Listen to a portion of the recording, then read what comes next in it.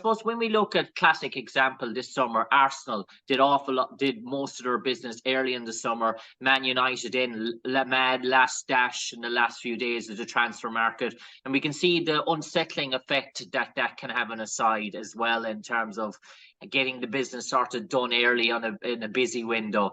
I suppose you mentioned there about the hurdles that come in January, but is it very important all as well to have those sort of plans maybe taken care of, getting them done, not having that mad dash scramble, that bit of uncertainty that there is going into the last 2 or 3 days of a window in terms of that.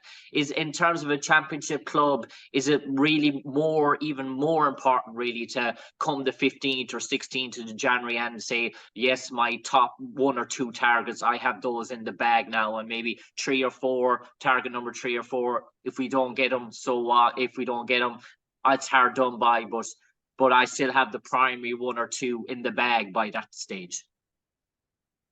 Yeah, first things first, Jim, and I can appreciate that, is it's not about setting a date. So 15th, 16th of Jan, let's just get rid of that date out the window, out of everybody's minds, because the truth of the matter is, yes, as early as we can possibly do it, we're going to do it as early as we can. What might be, it won't be not a want from our side. I've said to you, that's our intentions, but also we know that other external factors could determine whether you see them or not. And it won't be for the want of trying. That I can rest assured everybody listening in, including yourself, that might be. But in my experience and dealing with it this time at the transfer window and dealing with it and looking at the external factors, I'm very, very calm, diligent with our work. We're very efficient with our work. And the gentlemen that I've named before, what's involved in this recruitment process, are very, very expert in terms of it. So in terms of our experience and know-how and the people we want to speak to, those conversations are ongoing now, in order that what we can do and how we can do it. But also we got to understand that there's other people involved in them as well that may have different ideas and other competition from other clubs, really, in terms of the targets that you spot. So I won't be drawn on a particular date, but reason why I'm saying what I'm saying is, and without getting drawn into it, is when the time comes, we'll be able to talk. But in terms of that now, the work is already ongoing. I suppose, Darren, I just want to touch back on the 3 sort of clubs coming down from the Premier League to the Championship. Normally in the past, and my experience of covering football for the last 12, 13 years, is that normally one of them would start to struggle. One of them at this stage would find themselves around 15th, 16th in the table. One of them out of those 3 would have a sort of a slow start, and they'd be trying to recover in the second half of the season, push up. But we're here now, we're here in November, and we've all 3 of them in the top 6, first, third, fourth. Is that a surprise that maybe one of them hasn't, all 3 of them are adapting so well? Because in the past, what it's told us is that maybe 2 adapt quicker and 1 sort of struggles in terms of the 3 that come down. Is it a bit alarming to see all 3 of them operating so well, and even all 3 of them in the top 6 at this stage of the season? That has happened over the course of other seasons, but this season's not happened. For me, the reason why it's probably not happened is because all 3 teams have come down, have relatively kept the squads together. Even though 1 or 2 of them have done business to see players leave, if you look at the depth of the squad they have available, is there for all to see. So therefore, when you've got the squad that all 3 of them have got, number one, they're able to deal with the demands of the fixture list, and number 2, the quality of player they can call upon to replace the one at the step in is equally as good, if not as better.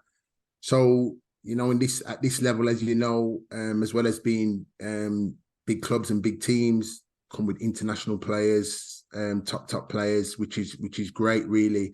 And that's why the Championship is such an exciting league. So to see all 3 of them languishing in the top 6, it doesn't surprise me, because the size and depth of the squad that the 3 of them have at their disposal is probably, is better than what probably most of us in the division have got. So that's why they're up there. But, you know, you got to give credit to the managers, because still, even though they've got the squad, you still got to navigate to get in that position. So credit to them as well. Yeah, and I suppose in terms of that squad harmony, you would imagine is sort of difficult to manage for some of those clubs. I'll just give you Southampton, for example. You're coming up against a side now at the weekend that have a £12 million striker that has been coming off the bench for them in Sekou Mara, in terms of played for Bordeaux.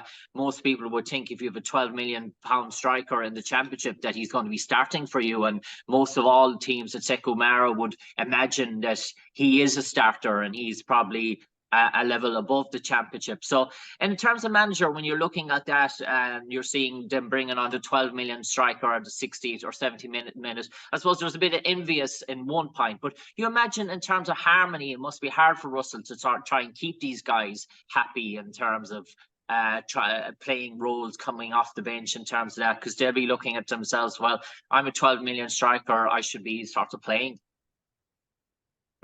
Yeah, listen, I'm not in the camp, so in terms of managing that, that's not for me. You know, mine is making sure that I'm managing my own players here as best as can. But you know, it's from the outset looking in, it's probably nice for him that he's got that that problem to deal with. That if he has it, and I'm sure that he's showcasing now in his managerial skills that he's managing and being a team that's playing consistent football and bringing a style and a blend that where he's worked extremely hard to bring at the football club, and the club is seeing reaping the rewards for his hard labour in terms of what he's doing on the training ground.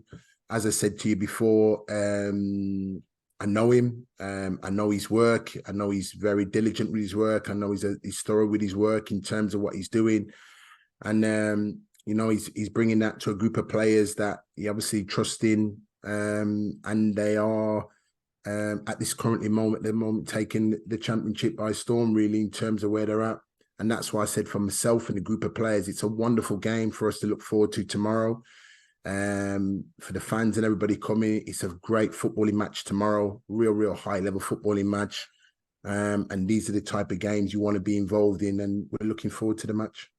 Yeah, and just on the match itself, I'm not going to draw you into tactics. Obviously, you've been preparing for this match since over the international break, so you're sort of primed and ready to go on how you're going to attack Southampton. But if you look at Southampton, probably the one area you could probably look is the central middle of the park with Flynn Downs and Will Smallbone.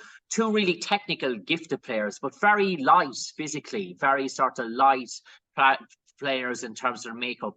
Is there a chance maybe that you can really, with the player of Jonathan Hogg's experience there, that you can really intimidate them, bully them physically in terms of that, maybe mix it up in terms of that midfield? Because they're two technically creative players if they get time on the ball, but they're very physically light.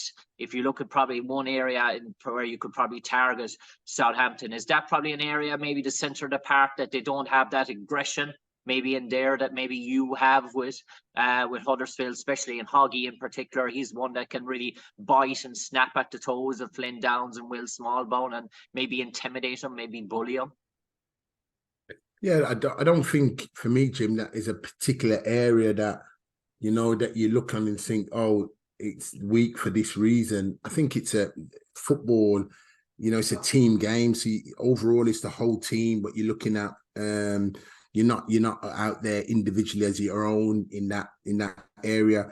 They're a team, so they have a lot of quality players all over the pitch, you know, all positions really. So for us tomorrow, we know it's a joint team effort really at the game, and that's where we've always tried to pride ourselves in knowing that we know that when we take the field of play, we know that we've got to have 10 out of 10 performances and high level performances, because it's the level at where we're at and where we're operating week in, week out. So, and that will be no different tomorrow in terms of the level of opposition coming into town, really. So that's what we see. So we don't really look on it as a particular certain player or two players, even though they possess talent all over the pitch. But we look on them as a collective, and certainly we know tomorrow that we're going to have to really be at the best version of ourselves, really, tomorrow, and that's why tomorrow presents itself to be a wonderful game, and we're really looking forward to the game. Cheers, Darren. On that note, best of luck against Southampton tomorrow. Thanks, Jim. Thank you. Jim, thanks. Cheers, thanks guys. well, we'll see you all tomorrow. Thanks. Cheers, everyone. Cheers, guys. Bye. Bye.